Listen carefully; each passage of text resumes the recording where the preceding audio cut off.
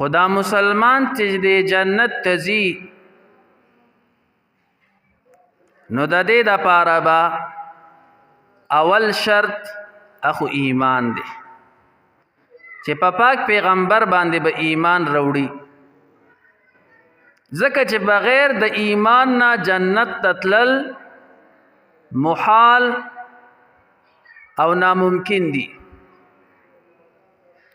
هیڅ یو کس بغیر د ایمان نه جنت ته نشي تللی د جنت ته د تلو دپاره ایمان ضروری دی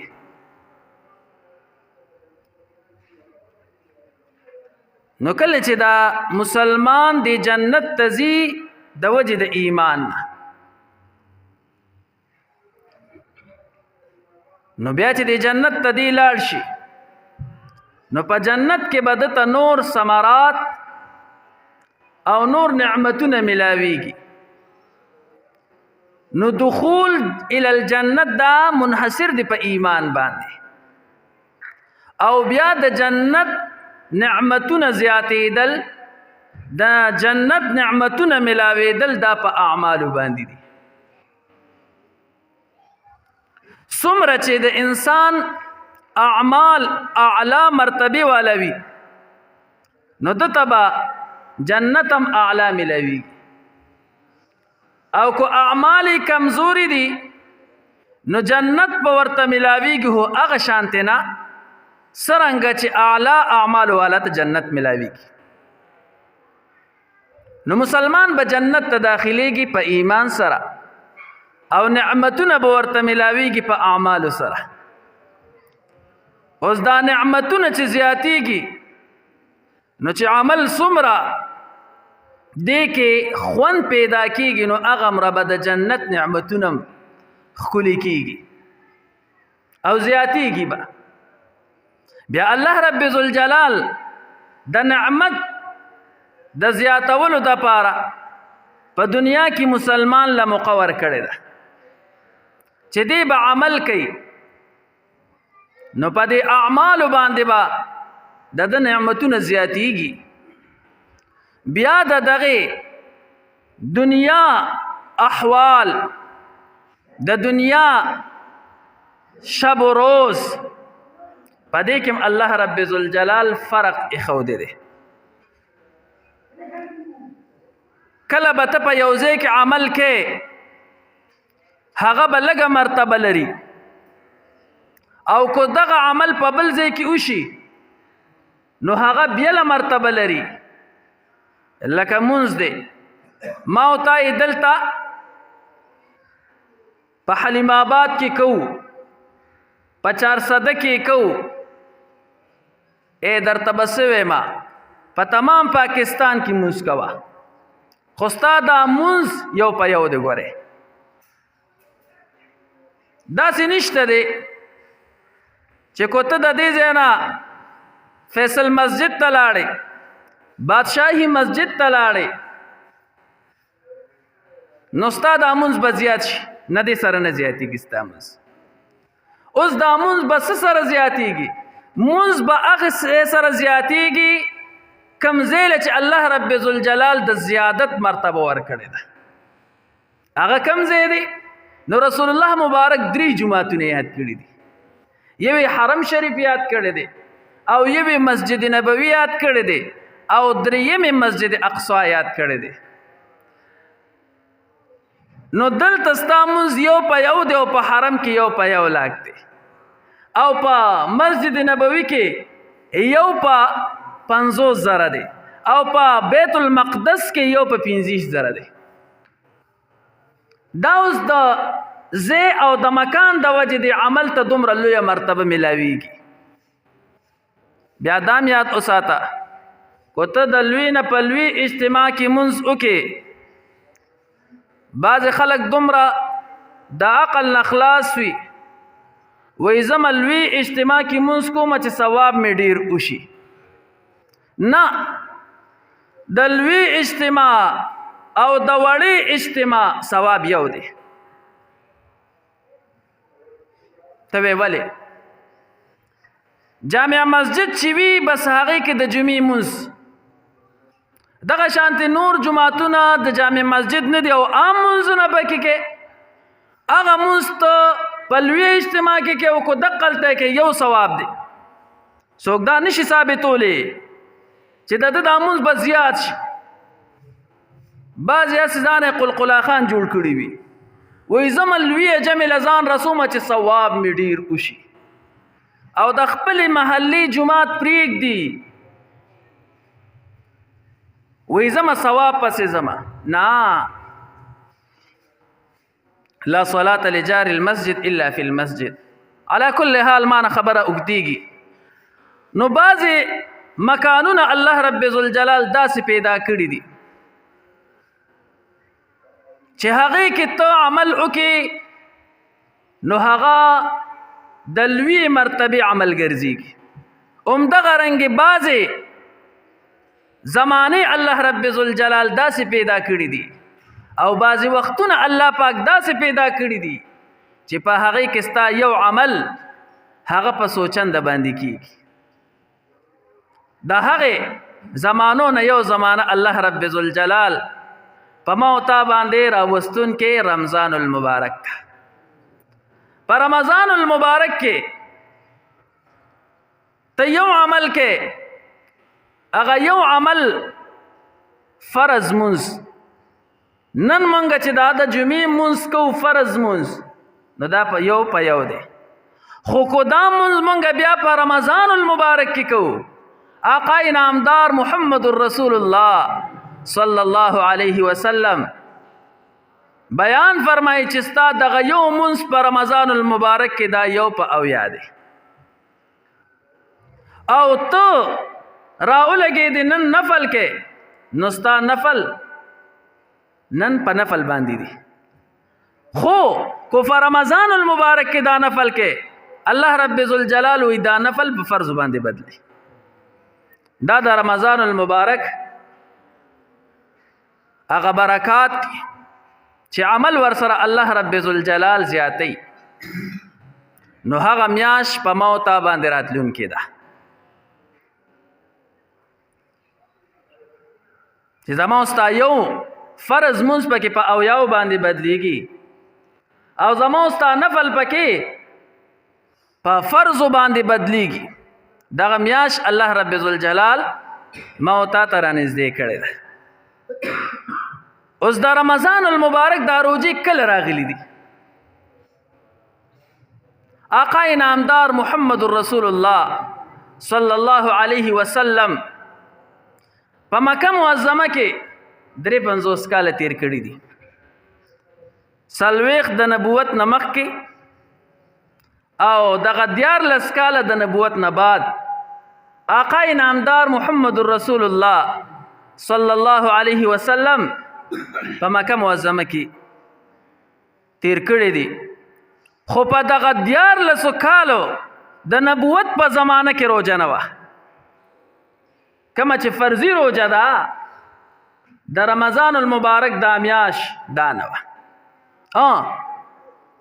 د ایام بیز روزې وي 14 14 15 او د عاشورې روزه وه اوس دغه فرض وي او کو فرض نه وي احناف په دې باندې دي چې دا فرض وي د رمضان المبارک د میاشتې نه مخکې چې د رمضان المبارک دا روزې لا نه وي فرض شوي نو د ایام بیز د هر میاشت 14 14 او 15 او د عاشورې روزه دا فرض وي شوافی وی چې نه دا فرض نه وي سنت او مستحب کې راتلی علا کل حال نو د مکې په ژوند کې روزه نه وه خو چې کله آقا انعامدار محمد رسول الله صلی الله علیه وسلم مدینه منورې ته هجرت وکړو نو د هجرت په 2م کال باندې د روزې حکم نازل شو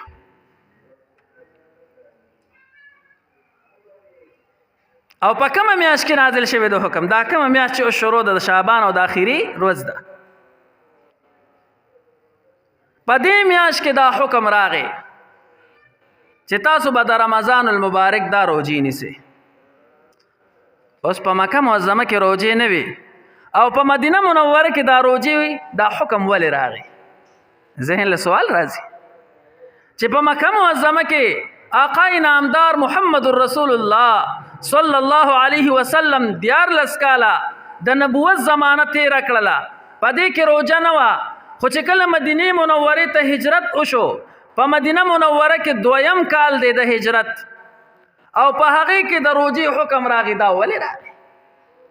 آیا دلته د مسلمانانو صحتونه کمزوري وو؟ نه. آیا دلته د مسلمانانو سره خوراک سکاک نه و؟ نه، دا خبره نه ده. ځکه چې دلته خپل وطن والو رسول الله مبارک خو د مکې معظمې و، نو دلته هر څه ښه زیاتو، د خپل جایداد خاوندانو صحابه خوراک سکاک زیاتو، صحتونه ښه برابر وو. ځکه چې کله دوی مدینې منورې ته هجرت وکړو، نو په مدینه منوره کې کله چې د آب و هوا بدل شي، نو د انسان طبیعت او د انسان جسم دا لږ کمزوري کیږي. نو کله چې مدینې منورې ته لاړل، نو هلته کمزورتیا هم راغله، وجودونه هم کمزوري شو. بیا هم د روژې حکم په مدینه منوره کې نازل شو. په مکه معظمه کې روژه نه وه. ولې نه وه؟ سوال پیدا کیږي چې یا الله تا په مدینه منوره کې د روژې حکم نازلو، په مکه معظمه کې دې ولې نازل نه کړو؟ دا دومره د برکتونو میاشت په مکه معظمه کې ولې نه وه؟ ذهن له دا سوال راځي چې د صحابه وجودونه په مکه معظمه کې صحیح وو، جایداد خوراک سکاک په مکه معظمه کې وافر، خو بیا هم په مکه معظمه کې د روژې حکم نه و. نو ته به ووایې چې کمزوري وه، ځکه چې تسلط یې نه و. نه، دا خبره هم نه ده. هلته خو چې لاړل، نو مدینې منورې ته چې رسول الله مبارک هجرت وکړو، نو هلته یې ټیم بم جوړ کړو که نه، او بیا ورپسې نایټروجن بم جوړ کړو، او بیا یې شاهین میزایل جوړ کړو. نه، دا خو نه و. نه اسلحه وه، هلته هم کمزوري، دلته هم کمزوري. بیا الله رب ذوالجلال په مدینه منوره کې د روژې دا حکم ولې نازل کو؟ اصل خبر لم راولم. روژه چې د چا ایمان مضبوطی، نو دی به روژه ونیسي. او د کم انسان چې ایمان کمزوري وي، دا روژه نشي نیولی. دی به حیلې بهانې لټوي د روژې خوړلو دپاره. کله به وایي بیمار یمه، کله به وایي ډاکټر را باندې بندي کړي دي، کله به یو څه کله بل څه. اصل خبره د ایمان طاقت دی. نو په مکه معظمه کې په ایمان باندې محنت شروع. رسول الله مبارک ایماندار خلق تیارول چې د خلکو ایمان مضبوط شي. نو په مکه معظمه کې چې کله د خلکو ایمان مضبوط شو، ایمان طاقتور شو، او مدینه منورې ته صحابه هجرت وکړو، رسول الله مبارک هجرت وکړو، الله رب ذوالجلال احکام په مدینه منوره کې زیات تر نازل کړل. ولې؟ کله چې ایمان کمزورې وي، نو انسان مونځ هم صحیح نشي کولی. کله چې ایمان کمزورې وي، انسان روجم نشي نیولی. او کله چې ایمان کمزورې وي، انسان جهاد هم نشي کولی. نو کو دا روجې حکم راغلی دی، په مدینه منوره کې راغلی دی. کو د زکات حکم راغلی دی، په مدینه منوره کې راغلی دی. کو د جهاد حکم راغلی دی، په مدینه منوره کې راغلی دی. ولې راغلی دی؟ په مکه معظمه کې حکم نه و د روژې، په مکه معظمه کې حکم نه و د زکات، په مکه معظمه کې حکم نه و د جهاد. ولې؟ روژه نیول دا کامل مومن صفت دی چې دی ایمان کامل شي، دی به روژه ونیسي. نو الله رب ذوالجلال په مدینه منوره کې د روژې حکم نازل کو چې دا خلق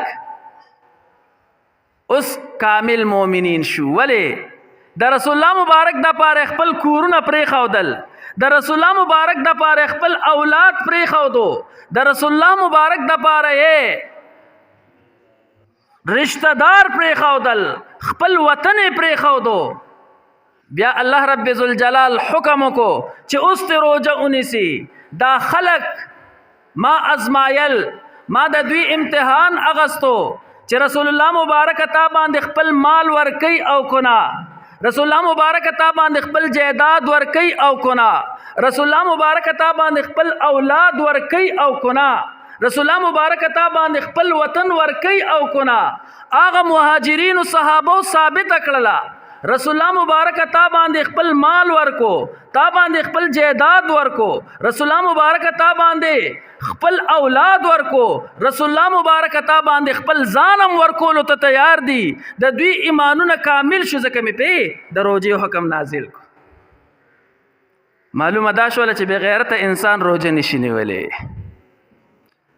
روژه به غیرتمن انسان نیسی، ایماندار مسلمان به نیسی چې د چا ایمان کامل وي نو هغه به روژه ونیسي، او کم انسان چې بې غیرته وي هغه به روژه نه نیسي. او بیا د روژې دا حکم مسلمانانو ته ولې دی؟ الله رب ذوالجلال هم او ته بغیر د روژې نه بخیلی شي؟ الله رب ذوالجلال خو ما ته بغیر د مونځ نه بخیلی شي؟ الله رب ذوالجلال خو ما ته بغیر د زکات نه بخیلی شي؟ بیا د روژې دا حکم ما ته ولې دی؟ دا روژه نیول د څه دپاره دي؟ احمد علی لاهوري رحمه الله رئیس المفسرین چې په پاکستان کې د قرآن ترجمه چا رایج کړې ده او په پاکستان کې د ترجمې رواج چا جوړ کړی دی او د قرآن دعوت خور کړی دی احمد علی لاهوري رحمه الله. تاسو یې ښه پیژنئ، خو یو مختصر واقعه درته کومه.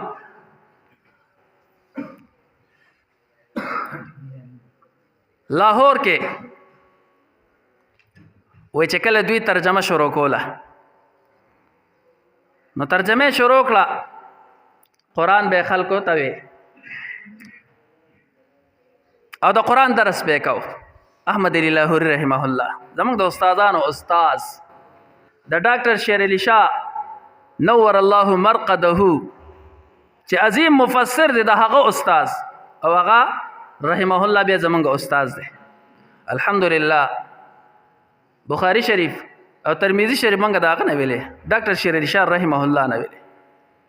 دا هغوی استاد چې کله په جمعات کې ترجمه شروع کوله نو دوه ډلې جوړې شوې. یو ډلې وې دی به ترجمه نه کوي او بلې ډلې وې دا به ترجمه کوي. کومې ډلې چې وې دا به ترجمه نه کوي نو هغه داسې بدعتیان غونتی کیو. وای دی زمونږه صاحبانو پسې لګیا دی په قرآن کې، دی د بدعاتو رد کوي، دا په موږ باندې بد لګي نو دی به ترجمه نه کوي. احمد علی لاهوري رحمه الله یادو. دویمې ډلې وی چې نه دا خو صحیح خبره ده، موږ د قرآن د مضامینو نه خبرئ، د قرآن د مقاصدو نه خبرئ، دی به ترجمه خامخا کوي. دوه ډلې جوړې شوې.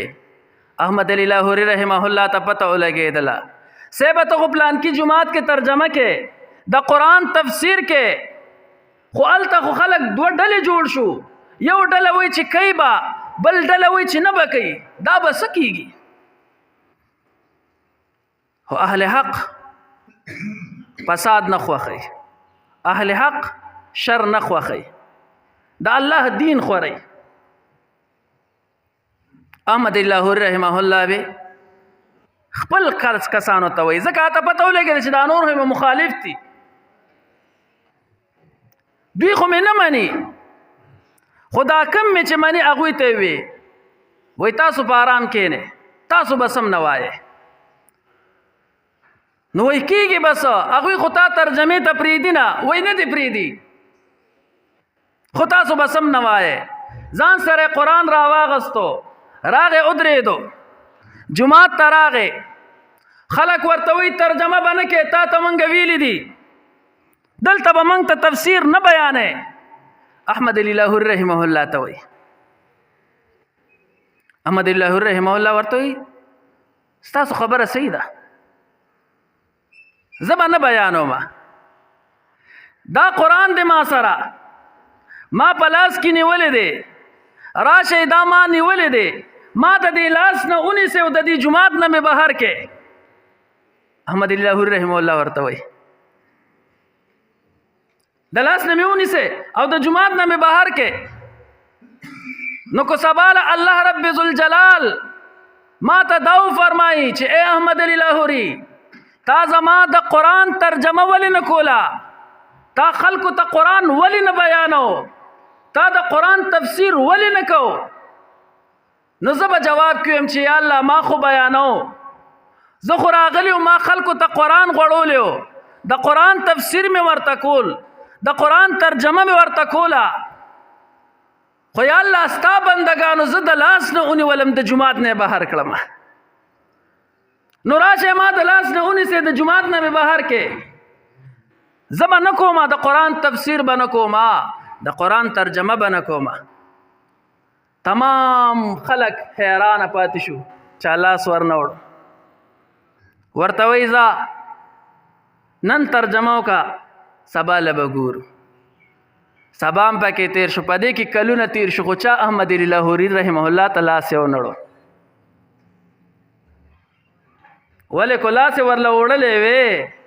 احمد علی لاهوري رحمه الله خو داسې شخصیت نه، هغه شخصیت چې کله وفات شو نو د قبر مبارک نه خوشبویانې شروع شوې. د لاهور خلک راځي، کو چا منو هغه هم راځي، کو چا نه منلو هغه هم راځي، د قبر نه خورې وړي، د څه دپاره خوشبویانې کوي. خبره رانه اوږده شوله. هغه احمد علی لاهوري رحمه الله بیان فرمایي